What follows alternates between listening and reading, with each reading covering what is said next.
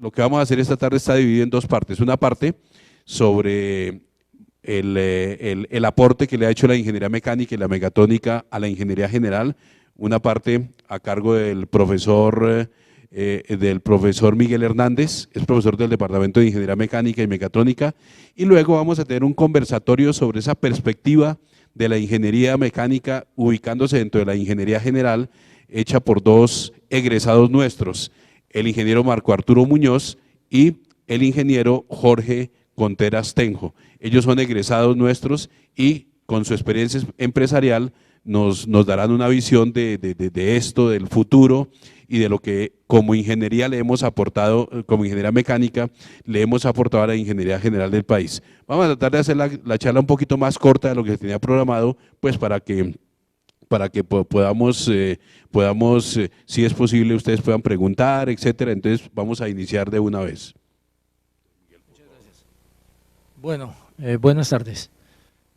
En primer término, pues agradecer al ingeniero Luis Eduardo Benítez haberme dado el honor de representar al departamento en esta corta presentación que pues obviamente la voy a hacer lo más breve posible y sencilla. Pues agradezco la presencia de los ingenieros Jorge Contreras y Arturo Muñoz, pues quienes han tenido a bien acompañarnos en esta jornada de celebración de los 70 años del IEI.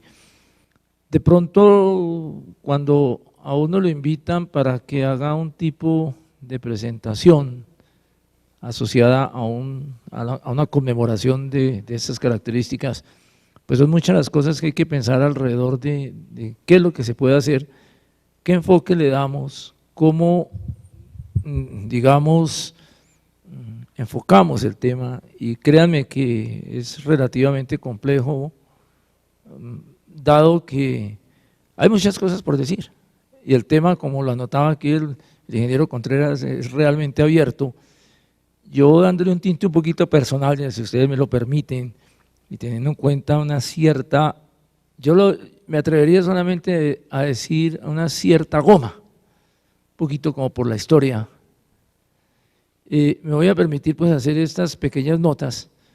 En una primera parte, refiriéndonos a lo que fueron los primeros 50 años de, digamos, de desarrollo histórico de la tecnología y de la ingeniería en Colombia, obviamente muy sucinto, sin entrar a competir con la complejidad de otros estudios, otros autores u otras personas que se han aproximado pues con mayor rigor, llamémoslo de esa manera, al tema.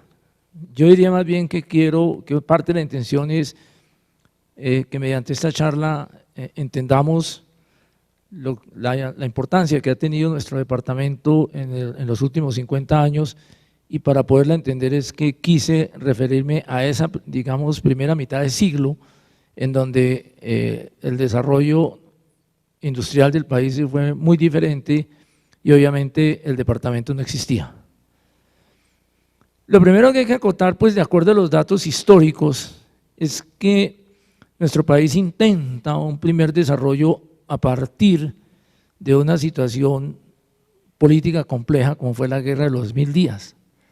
La Guerra de los 1000 días fue una confrontación que redujo, llamémoslo así, frenó el desarrollo que hubiera podido tener el país desde el siglo XIX, sobre todo porque esa guerra condujo a la confirmación, digamos, de una tendencia conservadora en el gobierno, que si bien no puede decirse a ultranza que haya sido una tendencia retrógrada, sí por lo menos tenían una visión más localista y de pronto de alguna manera impidieron que el desarrollo nacional se hubiera podido dar de una manera más abierta, pues como seguramente lo habían pensado los radicales de la época de Murillo Toro, de la época de Eliseo Payán y de otros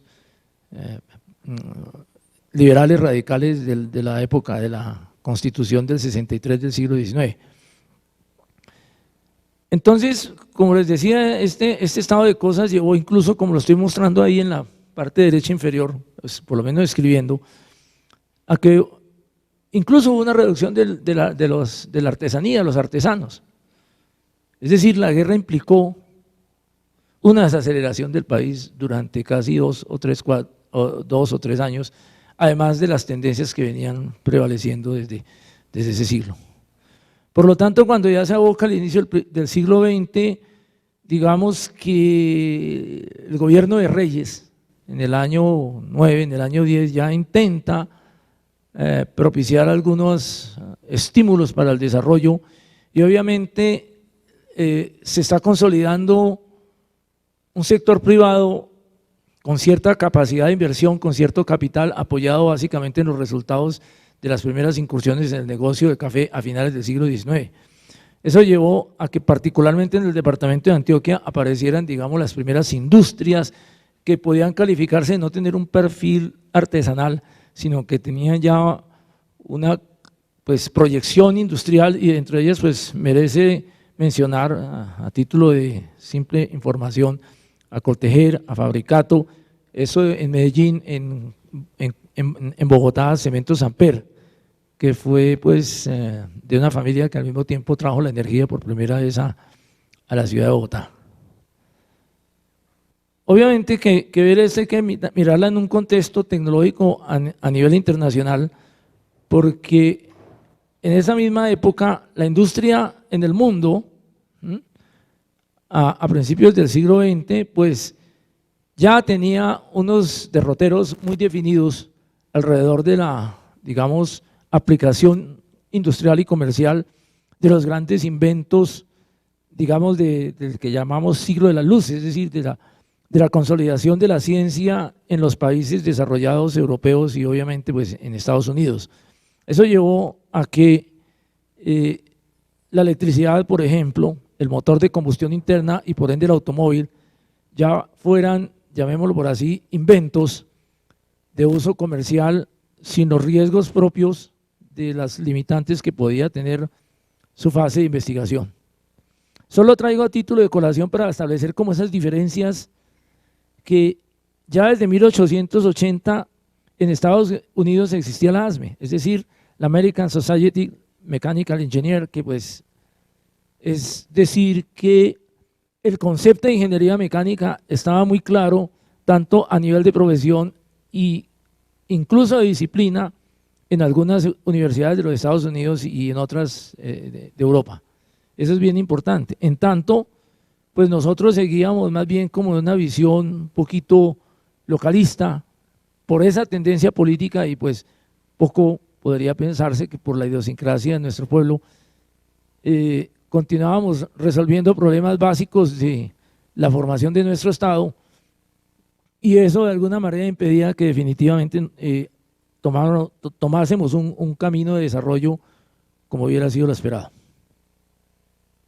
Esa primera mitad del siglo se va a caracterizar entonces por la aparición de una industria más bien,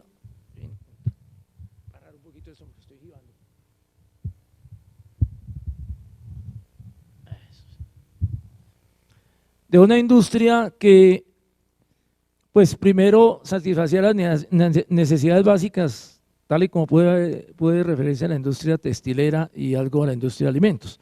Y nosotros estábamos muy centrados en eso. Traigo a colación, por hacer un comparativo, que mientras en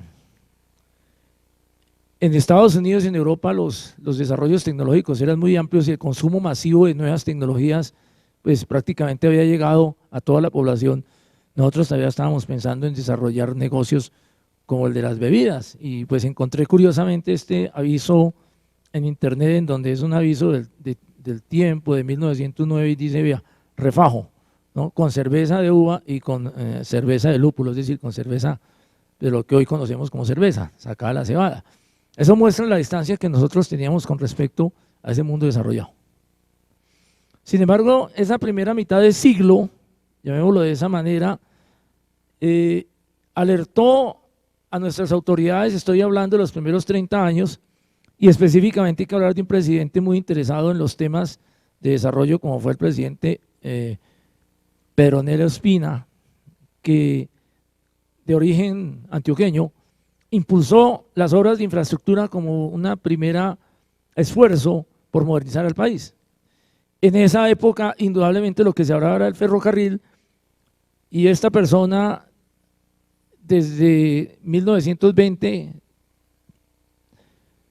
antes de ser presidente, incluso empezó a promover la necesidad del ferrocarril y pues como lo digo ahí, ya para esa época había 630 kilómetros de vía y al final de los años 20 se había duplicado hasta los 1.200 kilómetros.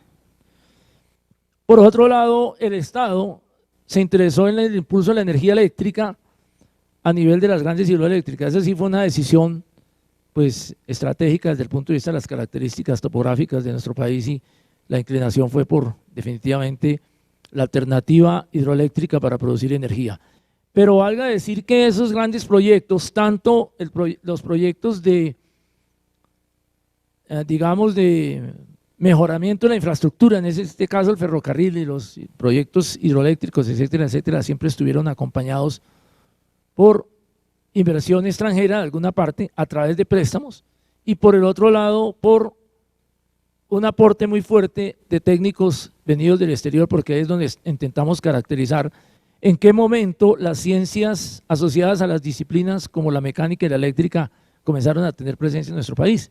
Y la verdad es que en esa época no la tenía y básicamente el desarrollo profesional en términos de ingeniería se limitaba a la ingeniería civil orientada hacia las obras de infraestructura, que como hoy la llamamos las obras de infraestructura civil. Encontré como un hecho curioso, a pesar de que entre los historiadores es muy conocido, algo que yo me permití denominar la era Deifhardt. No logro, pues pienso que así se podría pronunciar este apellido. La historia es que este señor Deifhardt fue un ingeniero mecánico británico que por alguna circunstancia se interesó mucho en trabajar por estas tierras. Él era egresado ingeniero mecánico de una universidad británica y muy joven se vino a trabajar a Chile en la construcción de ferrocarriles, pero no solo en la construcción de los ferrocarriles, sino más que todo en la parte, digamos, del material rodante, es decir, de los vehículos, que es lo que de pronto más toca con el oficio de ingeniero mecánico. Este amigo le gustó tanto esa tierra, no conozco los detalles personales por qué le gustó tanto esa tierra y finalmente se fue a trabajar a Jamaica y estando en Jamaica se enteró del interés del presidente Pedronel Ospina en la expansión de la red ferroviaria colombiana y entonces hizo contacto y terminó trabajando para el país. Hago la acotación porque digamos que en este británico se refleja lo que es el quehacer clásico del ingeniero mecánico. Este hombre conocía de equipos, conocía de locomotoras, conocía de vías, conocía de la manera como debían funcionar estos equipos, desgaste de las ruedas en su operación frente al riel, etcétera, etcétera. Y aquí terminó diseñando lo que se llamó la locomotora estándar colombiano. Fíjense, era un diseño propio, en donde él tenía que hacer unas especificaciones aptas para unas rutas, llamémoslo así, muy sinuosas, muy empinadas, propias de nuestra topografía, y entonces con esos estándares se iba a las grandes fábricas de Alemania, de Filadelfia, de Inglaterra, a hacer los pedidos respectivos. Llegó incluso a hacer modificaciones al tren de rodaje, a hacer modificaciones a la capacidad de generación de potencia en esa época del motor de vapor, que era pues una máquina alternativa, e incluso al tema pues de la generación de energía a partir del vapor, que era lo que se utilizaba en esa época. Por eso lo traigo a colación. Toda esta historia pues se conoce a través de un libro muy extenso que escribió al respecto Jorge de Greif, y es un libro pues, que creo que le aporta mucho a la historia tecnológica de nuestro país, que se llama pues, la mula de hierro, ¿cierto? Entonces vale la pena que ustedes sepan de dónde sale este referente. Siguiendo con la primera mitad del siglo XX, pues transcurren bastantes años antes, digamos, de que se institucionalice una verdadera gestión desde lo público hacia la industrialización del país. Nuevamente hago un paralelo y mientras nosotros en los primeros 30 años intentábamos hacer algún tipo de desarrollo tecnológico en una industria bastante incipiente, pero pues de todas maneras pujante y meritoria alrededor de los tejidos, de los alimentos, etcétera, etcétera, ya el señor Henry Ford desde 1908 hasta 1920 había construido más de 10 millones de modelos T.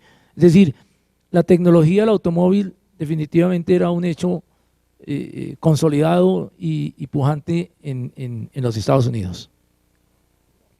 Por lo tanto, transcurrida la hegemonía conservadora, ya pues a fondo los primeros años de los 40, cuando digamos cambia el péndulo político y llegan al poder algunas tendencias de carácter más liberal, se comienza a hacer un desarrollo y vale recordar que asociado a esa nueva política es cuando el presidente López Pumarejo consolida, entre otras cosas, uno de sus más, digamos, importantes proyectos, como fue la misma Universidad Nacional de Colombia.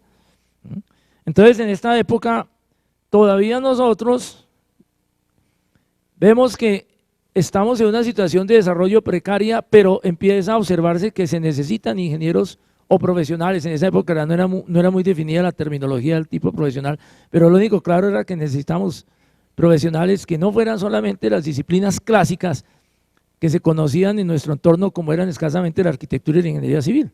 Se pensaba que necesitábamos personas de otras especialidades, pero en general eso nunca se logró y el desarrollo industrial siempre estuvo acompañado de la presencia de personas extranjeras que venían a arrancar estas industrias, muchos de ellos pues se acomodaban en este país y se quedaban viviendo con nosotros. Eso es, digamos, el perfil que tenemos ya para la época de los años 40.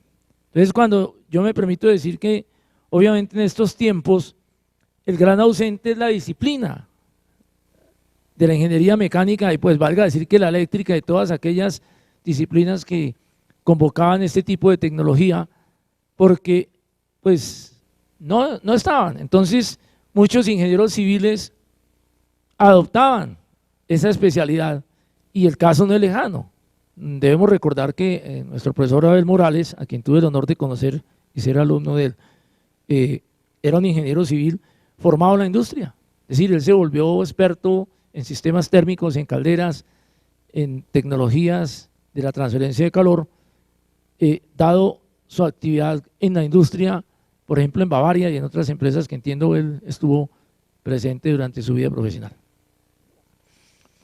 Todo esto se mueve en una tendencia de un mundo que intenta aproximarse al primer mundo. ¿Cómo? Pues se creía que era a través del proteccionismo en aquella entonces. Lo que prevalecía era establecer modelos en donde tuviéramos que autogestionar nuestro propio desarrollo a partir de ese proteccionismo que esencialmente se basaba en aumentar aranceles y en manejar, digamos, tasas de cambio que favorecieran esa actividad industrial propia.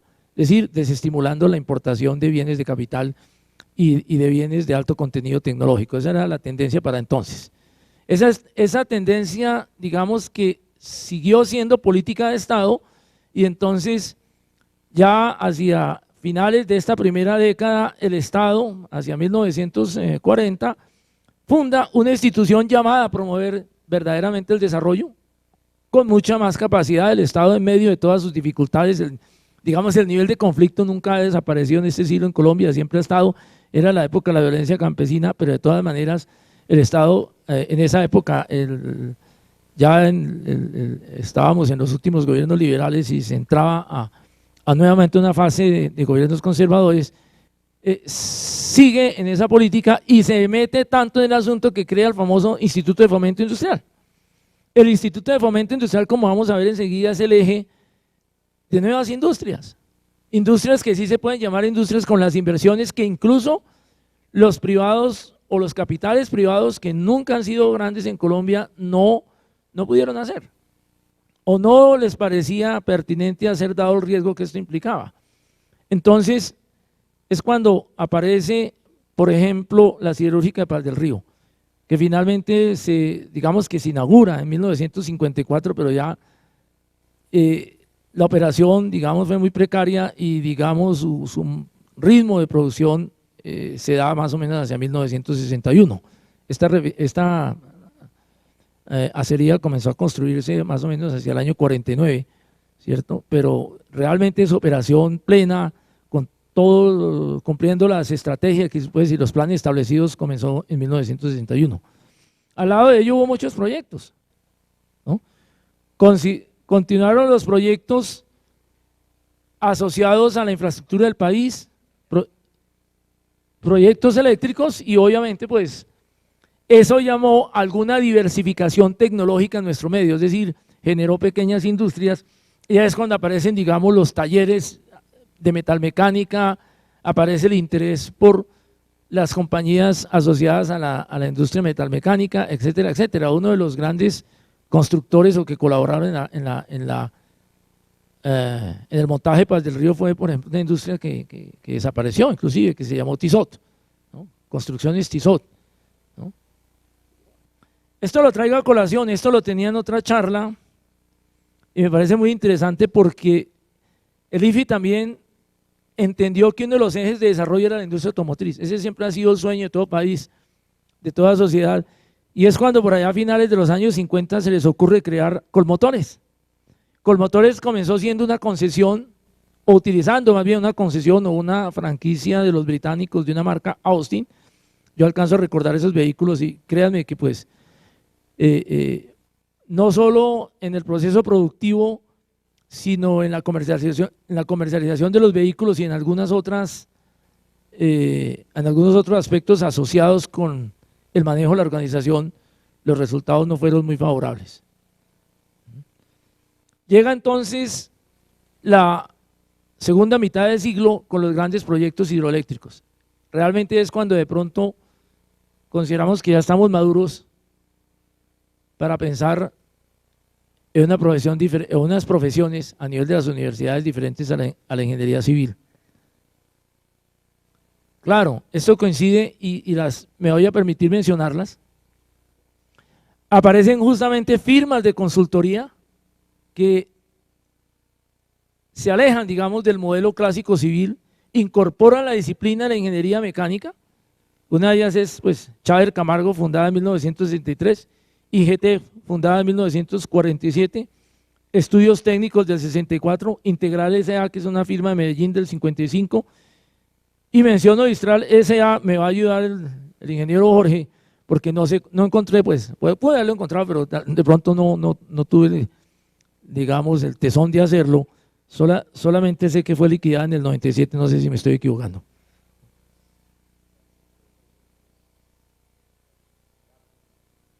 Correcto.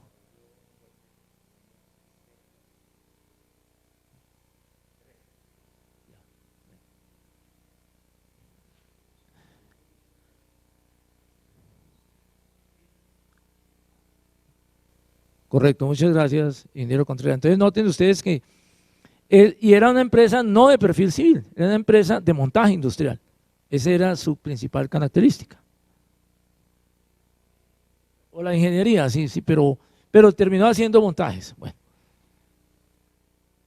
Sin embargo, el intento desde el Estado de consolidar una industria automotriz, como ustedes saben, llevó a que en 1970, en el gobierno de Lleras Restrepo, finalmente se inaugurara la famosa firma Sofasa, que tenía, digamos, dos plantas, una en Boyacá, la otra en Medellín. En Boyacá se hacían los motores, en Medellín se hacían el ensamble de los vehículos, y pues con esta empresa se consideraba que iba a haber un impulso muy importante, sobre todo desde la óptica de lo que se llamó en esa época la integración, es decir, llevar a la industria colombiana a ser autopartista, es decir, a poner componentes de un nivel tecnológico más allá de la simple industria alimenticia o la industria textil, para al fin tomar el camino del desarrollo, obviamente que de la mano de tecnología extranjera, como fue en este caso la Renault.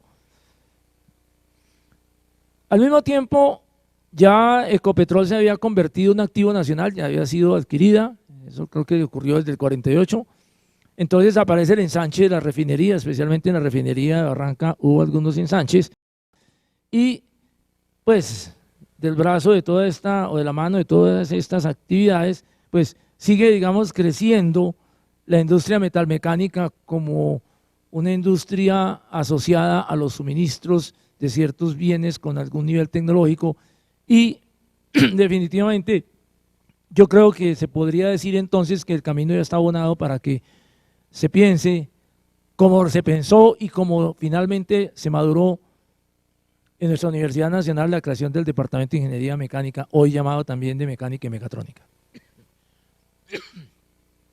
Ese es un evento bien conocido por todos, no me voy a detener ahí, sabemos que el departamento cobra vida pues institucionalmente en el año 61 y vamos a referirnos pues a lo que ocurre después y es lo que pues debo intentar comunicarles a ustedes como aporte de nuestro Departamento del Desarrollo de la Industria Nacional y en general el desarrollo del país.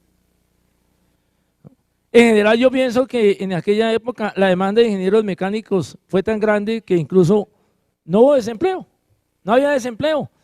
Conozco porque, bueno, uno o dos casos que ni siquiera se graduaron por irse a trabajar y se les olvidó, pues ganaban buena plata y se quedaron sin graduar. En general ese fue un evento, yo creo que aquí los ingenieros lo corroboran, había más demanda que ingenieros. ¿Por qué? Porque estaba la expansión eléctrica, estaban la industria automotriz, estaba en crecimiento esas otras industrias asociadas a los procesos de montaje y construcción de grandes infraestructuras que en los 50 años anteriores pues nunca había ocurrido. Nunca habíamos pensado en una industria automotriz, nunca habíamos pensado en un ecopetróleo, en una cosa de estas 50 años atrás. Correcto. Aquí es un paréntesis curioso, ustedes se imaginarán que entonces los ingenieros se ocupaban en conducir municipales, no, ni más faltaba, ¿no? Exacto. Traje a colación esta fotografía que me la encontré pues de sorpresa en internet porque me causa mucha nostalgia. Estos fueron los municipales que cuando niño yo tuve la oportunidad de montar en Bogotá. Y digámoslo que haciendo también, pues continuando con el paréntesis, entraban a la… y me temo que la foto es de dentro de la universidad por los árboles y se me adelanta el ingeniero y creo que era, y creo, sin mayor riesgo de equivocarme, que o están ahí bajando por la 45 o están dentro de la universidad, alguna cosa de ese estilo. Mírenlo, él me está ayudando, esa es la razón por la cual puse esos municipales allí, para recordar ese aspecto anecdótico, ¿no? ¿Cómo era el perfil del ingeniero mecánico de entonces? El ingeniero mecánico de entonces definitivamente y en el contexto del país era un ingeniero de alto nivel técnico. ¿De dónde venía ese alto nivel técnico? De la formación básica que básicamente fue tomada de la escuela norteamericana. Es decir, en Estados Unidos los programas de ingeniería mecánica se estructuraron esencialmente con el enfoque de diseñadores y desarrolladores de maquinaria. Ese era el perfil del ingeniero mecánico, visión Estados Unidos. Esa visión se tomó entre nosotros y esa formación básica, todos los que hemos tenido la oportunidad de estudiar en la Universidad Nacional, la hemos recibido. Yo pensaría que esta ventaja en nuestra capacidad profesional venía abonada porque la mayoría de estudiantes que entraban al Departamento de Ingeniería Mecánica eran bachilleres técnicos. Y uno debe reconocer que el bachillerato técnico siempre ha sido muy sólido, no sé ahora, pero por lo menos en aquellos tiempos, hasta en los años 70, 80, era muy sólido en la mayoría de los colegios del país.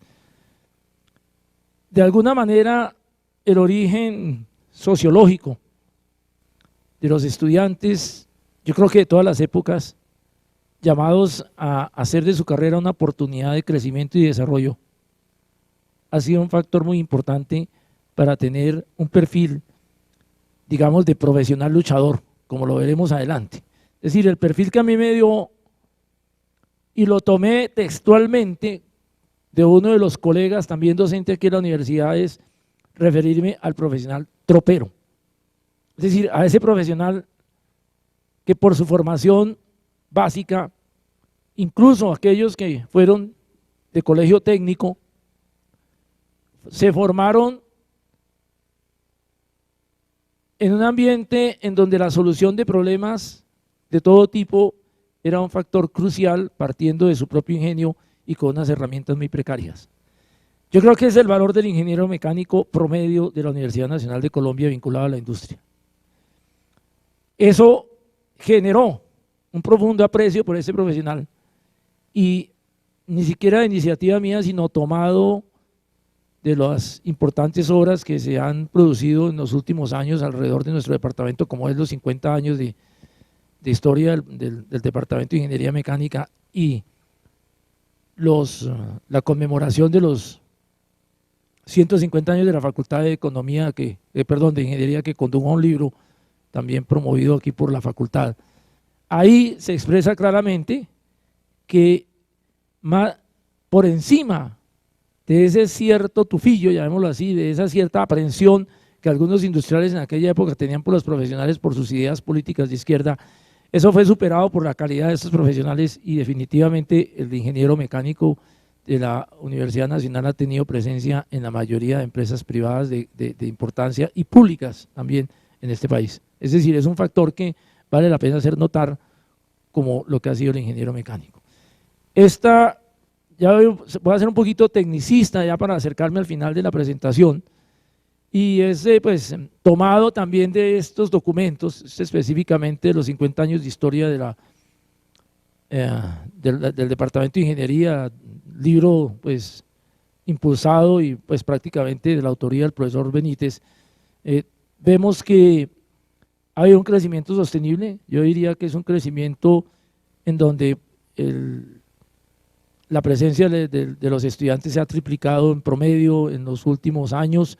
Aquí con base en esta misma información me permití desarrollar esta pequeña, digamos, resumen gráfico de lo que ha sido esto, y pues lo dividí en 3 grupos tal y como está la presentación en el libro, y vemos que hay primero una etapa en donde básicamente pues se habla del orden de 270 egresados, en donde bueno, los colores esencialmente nos indican que quienes han ido a la industria, quienes a la docencia, ¿cierto?, que son los azules, y quienes se han dedicado a actividades asociadas con pues hacer empresa ellos mismos. Entonces, en la primera generación no aparece, digamos, personas, pues ahí no aparece que vivan en el exterior o que hayan decidido irse fuera del país, pero obviamente que sí tuvo que haberlos. Digamos, el grueso ya en la década de los 70, 80, que es la columna de la mitad, hay una parte representativa de gente que opta por salir del país, eso de acuerdo a estadísticas que me brindó Aymun. Y se ve que el componente dedicado a la docencia se reduce un poco, pero ya mirando la perspectiva de los últimos 20 años de la columna más alta, en donde obviamente estamos hablando del orden de 1.800 egresados, fíjese que se ve un componente muy importante de personas que se han ido al exterior. Esto es explicable. ¿Por qué? Porque definitivamente las oportunidades por fuera, pues dada nuestra alta capacidad, son perfectamente viables, y en el mundo desarrollado, créanme que los ejemplos abundan de profesionales de nuestra universidad que han sido exitosos. Correcto. Digamos, los emprendedores se ve que han cedido algo de terreno, pero cualitativamente han crecido. Hay que advertir, y quiero decirlo para todos, que no son estadísticas, digamos, exhaustivas, son más bien armadas de diferentes fuentes, y porque en los mismos documentos que consulté se reconoce que la consulta no ha sido exhaustiva y por lo tanto, pues como dicen los expertos en elecciones, el margen de error es muy grande. Sin embargo, se ve que los profesionales han ido también a la industria en condición, digamos, de colaboradores bajo el vínculo laboral, y pues precisamente para denotar que ha faltado, digamos, un poco más de acercamiento a esos profesionales, y a su vez de esos profesionales hacia nosotros, pues hay una zona gris ahí que realmente no se conoce cuál ha sido el futuro de ellos. Bueno, ¿Qué han hecho los ingenieros mecánicos? Mirando un resumen y pues básicamente, vuelvo y repito, esto no responde a una encuesta, sino responde como una consulta, como dicen los gringos, face to face con algunos colegas. Esencialmente, lo que uno puede concluir aquí es que la mayoría de las personas incursionan en cualquiera o en varios de estas actividades que coloco aquí, muy del perfil de nuestra industria: la gestión del mantenimiento, los montajes industriales, la producción de bienes y servicios, es decir, como ingenieros, digamos, cercanos a la especialidad industrial, la gestión comercial y la apropiación de tecnología. Es decir, los ejemplos son claros cuando un profesional, por ejemplo, se asocia a una organización que vende maquinaria de alto desarrollo, está apropiando tecnología. Hablemos de nombres propios, un Imocon, un Festo Didactic, etcétera, etcétera, pues son organizaciones a través de las cuales se hace transferencia tecnológica y estas personas realmente están a la vanguardia en esos temas. En el transporte, cuando hablo de transporte, pues hablo, digamos, de la logística, la coordinación de transporte. Nosotros tenemos, por ejemplo, egresados en Transmilenio. En gestión de la operación y mantenimiento de maquinaria pesada, estoy hablando pues como de maquinaria de movimiento de tierras, maquinaria de carretera, etcétera, etcétera, y también hay algún componente. No tengo cifras, es decir, no puedo presentar porcentajes, pero la idea es que básicamente eso es lo que nosotros, la mayoría de nosotros hacemos. Hay un sector ahí que se me queda dentro del bolsillo, pero no es muy grande. Yo pertenecía a ese sector y ese sector de la consultoría en ingeniería hacia el sector de hidrocarburos. Bien, solamente a título de referencia y ver la pujanza de nuestros egresados en un contexto donde hay que reconocer lo que la tecnología no es propiamente nuestra. Yo siempre le digo a la gente algo muy básico, muy elemental, y es, mire, los ingenieros civiles tienen la gran ventaja de que es que los huecos que hay que excavar son aquí y nadie nos va a venir a ayudar a hacer huecos. En cambio a nosotros nos llegan los motores hechos, a nosotros nos llegan los carros hechos, a nosotros llegan las calderas hechas. Entonces lo que tenemos que apropiar esa tecnología. Eso ha hecho que ese crecimiento no sea, digamos, tan dinámico como lo puede ser en otras áreas de la ingeniería, obviamente tan respetables e importantes como la nuestra. Sin embargo, hago este preámbulo para mirar los esfuerzos que muchos colegas han realizado a través de lo que se conoce hoy como el emprendimiento. Quiero traer a colación, por ejemplo, a RANFE de Hugo Mora y Alberto Lopano, a General Fire Control de Víctor Gutiérrez, lo conozco personalmente, CMA, que no los conozco, pues los conozco puntualmente, pero no muy cerca. Es una compañía muy importante de estructuras para el sector de las comunicaciones, Jairo Vaquero y Jorge Coronado. Está SMA del ingeniero Jaime Sánchez, sí, colega mío, realmente admirable, es una persona que aprecio mucho y que definitivamente ha hecho mucho por el desarrollo industrial. Bueno, después, por ejemplo, como cosa puntual, menciono Industrias Proton de Michel Silva. Esta es una compañía que inclusive fue una herencia de su padre, pero hay que reconocer que él ha avanzado mucho, ya ha tenido mucha presencia en la industria. Sí, no nos conocemos, pero he tenido siempre muy buenas referencias de HL y muchos de mis alumnos sé que están vinculados con HL Ingeniería. Y muchas más. Termino, por ejemplo, con Interfield de un colega también mío que se llama Antonio Viernes, que prácticamente pues desarrolló una industria de filtros de bastante importancia en nuestro medio. Incluso pues me enteré que lo que suele ocurrir con muchas organizaciones es que estas empresas terminan siendo vendidas a grandes multinacionales del exterior. Creo que esta compañía la vendió a una multinacional. La vida pública y la dirección del Estado no han sido, digamos, de nuestra cercanía, digamos que nos han sido un poquito esquivas y por razones que todos ustedes imaginan. Esto lo tomé, estas comillas las tomé directamente precisamente del libro que preparó la facultad sobre la historia de los 150 años y pues que es muy diciente. A diferencia de los anteriores tiempos, la alta política y la dirección económica fueron cada vez menos accesibles a los egresados de la facultad. Y bueno, abro un paréntesis, nos estamos refiriendo a todos los ingenieros, tal vez digamos esa observación cabe más a los ingenieros civiles que sí fueron ministros de transporte, fueron ministros de minas, incluso fueron presidentes de la República, porque Laureano Gómez fue ingeniero de la Universidad Nacional y fue presidente de la República. Entonces, cuando traigo esto a colación, lo que intento decir es que en la primera mitad del siglo la presencia de la Universidad Nacional y específicamente de la Facultad de Ingeniería fue muy nutrida, pero vuelvo y digo, por circunstancias que no es del alcance de analizar acá, nosotros no hemos estado tan cercanos, digamos, a los hilos del poder y menos el Departamento de Ingeniería Mecánica y nosotros los ingenieros mecánicos. Digamos que la acotación pues, puede darse por competencia de otras universidades, como dice el autor del libro, o por otros calificados especialistas de otras universidades. Bueno, ya voy a tocar al fin del tema y vamos a entrar un poquito más en lo concreto. ¿Qué ha hecho nuestro Departamento de Ingeniería Mecánica y Mecatrónica?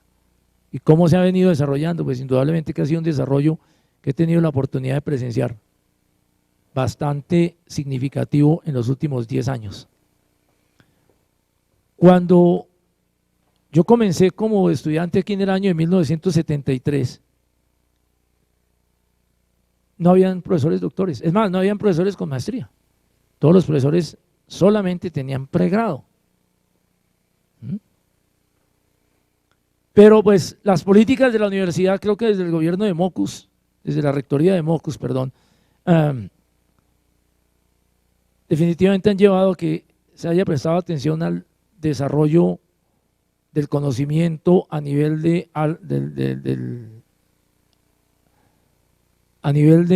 la búsqueda de preparación más allá del pregrado a través de las maestrías y doctorados y de ser posible en el exterior.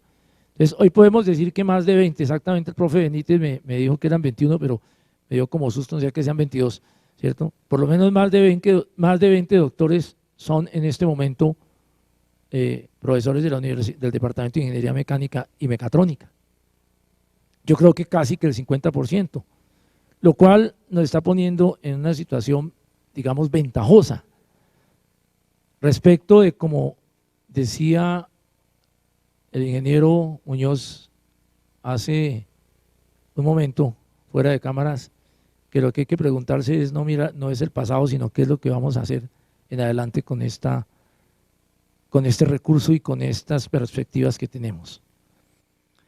El departamento se ha preocupado por el desarrollo académico también hacia los posgrados y, por ejemplo, en el año 2007 creó la maestría en Ingeniería Mecánica, que ha tenido diferentes perfiles y diferentes áreas de especialización. Creó el doctorado en Ciencias y Tecnología de los Materiales en 2010, entiendo que basándose en la experiencia exitosa de la maestría en el mismo tema. También creó el doctorado como tal amplio, con diferentes líneas de investigación en Ingeniería Mecánica y en Materiales.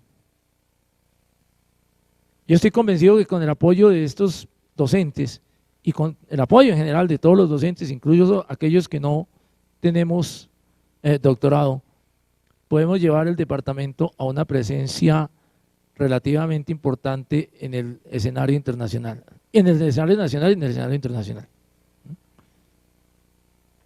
Por lo tanto, pues, ustedes observan que nuestro departamento está llamado a definitivamente tener una presencia protagónica de aquí en adelante en la medida en que sus directivas, en la medida en que con el apoyo de la misma universidad y obviamente con el apoyo de los egresados, nosotros intentemos aproximarnos a las necesidades nacionales, a las necesidades de la industria a través de nuestra adaptación hacia los cambios. Uno de los cambios más importantes que yo creo que ha tenido el departamento, y yo en esto quiero ser inclusive un poco anecdótico y hasta hablar de las ideas personales. Alguna vez yo me encontré al gestor de esto, el profesor Córdoba, y le dije, hombre, eso es una locura. Yo estoy en la industria y a mí me parece que ingeniero eso no va a pegar. Pues, como decimos popularmente, me ha callado la boca. Porque primero, la carrera es exitosa y segundo, la demanda de ingenieros mecatrónicos es muy importante en la industria. Están metiéndose en todo lo que es automatización y control muy bien y son muy apreciados en ciertas disciplinas del saber, en una actividad que viene creciendo porque la automatización sí es algo con un altísimo nivel de adaptabilidad a nuestras necesidades. Es decir, valga decir que yo creo que fue exitosa la decisión de haber propuesto y haber desarrollado la carrera de mecatrónica en la Universidad Nacional. Bueno, ya para terminar, simplemente me voy a referir un poco a lo que sería la labor de extensión del Departamento de Ingeniería Mecánica y Mecatrónica a lo largo de su historia. Pues esta presencia esencialmente está vinculada a lo básico. Desde que yo comencé a estudiar en la universidad, he tenido la impresión de que los proyectos de grado han sido un mecanismo, un primer paso hacia la industria y hacia el desarrollo de nuestras actividades. No voy a dar detalles por razones de tiempo, pero yo pienso que conozco más de 3 o 5 proyectos de grado que se convirtieron en industria.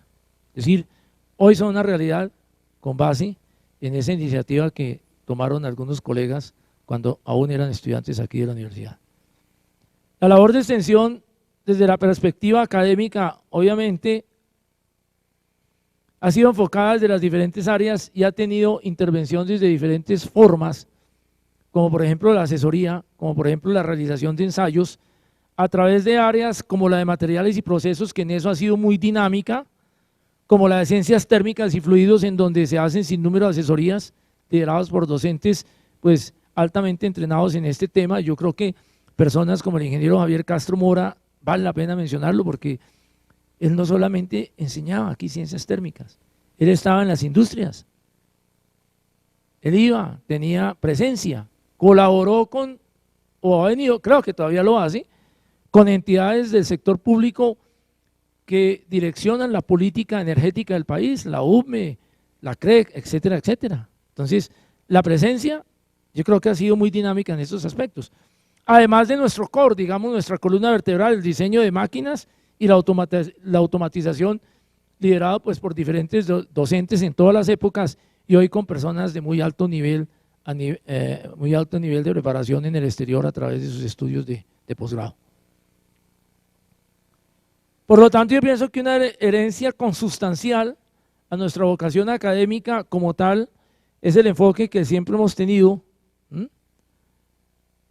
hacia los temas asociados a los desarrollos de los proyectos de grado y de otros proyectos de investigación que se han venido dando a lo largo de estos 50 años. ¿Cuál es el futuro? Entonces yo voy a terminar aquí con esta última filmina, pues ya para que, como propone el profesor Benítez, hablamos del foro, y digamos que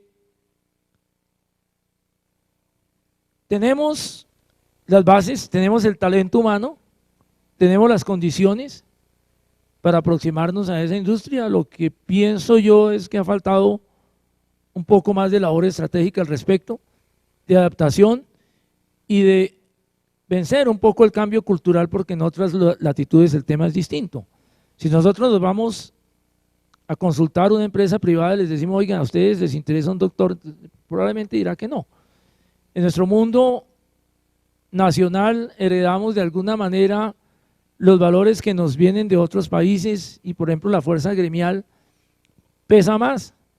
Entonces, digamos, a un nivel práctico hay más interés en una persona que tenga una acreditación de un gremio como el ASME, como el National Fire Protection Association, como el mismo Project Management Institute, ¿cierto? Alrededor de demostrar una experticia producto de la experiencia en una cierta actividad y no tanto en los estudios académicos de posgrado, pero es algo que nos llega incompleto, porque cuando tiene la oportunidad de ir al exterior, descubre que los doctores sí están en las empresas, están en las universidades y también están en las empresas, y a las empresas que desarrollan tecnología les interesa tener doctores.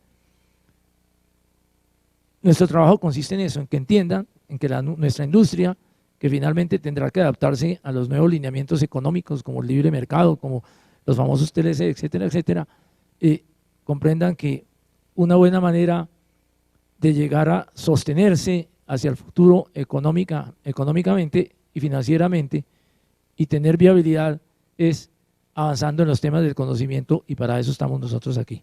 Bueno, muchas gracias.